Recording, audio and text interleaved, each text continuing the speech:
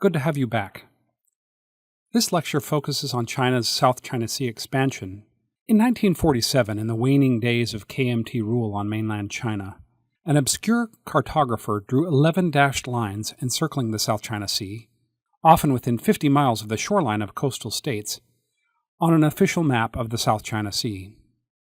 Little is known about what was the basis for these claims, or what, in fact, China was claiming. The South China Sea has hundreds of rocks, shoals, and reefs, but none that are particularly habitable or that have a history of continuous habitation, excluding the recent placement of military outposts by 5 of the claimants. Nevertheless, the PRC inherited these claims from the KMT and later adjusted maps to include 9 dashes after settling a maritime boundary border with Vietnam in the Tonkin Gulf. And that's the version of the map you see here, and then later added a small dash just east of Taiwan in 2010.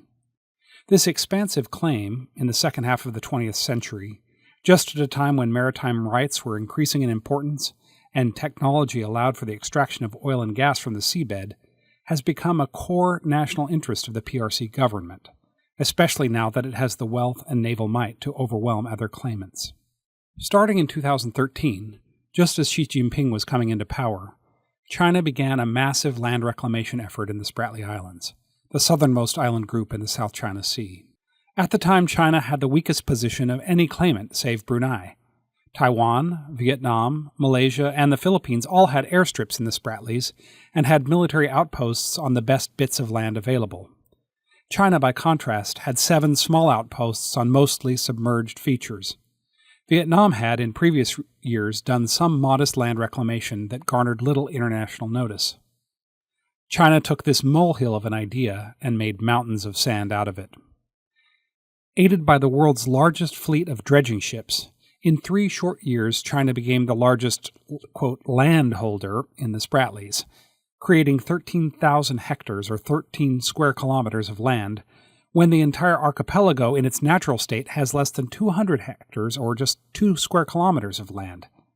China also installed 3 10,000-foot runways on the largest of the reclaimed features, Fiery Cross Reef, Subi Reef, and Mischief Reef pictured here, creating a triangle of the finest facilities in the region. In response to the alarm over this activity, Xi Jinping claimed that China did not intend to pursue militarization of the features when he met with President Obama at the White House in September of 2015. In 2016, the UN Permanent Court of Arbitration ruled that China had no legal basis to claim, quote, historic rights in the South China Sea, noting there was no evidence that China had historically exercised exclusive control over the waters or resources within the 9-dashed line.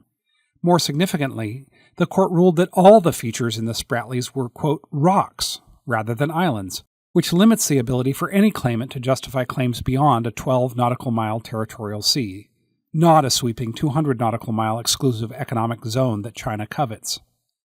The UN Convention on the Law of the Sea already states that maritime claims cannot be based on artificial features, regardless of Chinese efforts to create things that look like islands.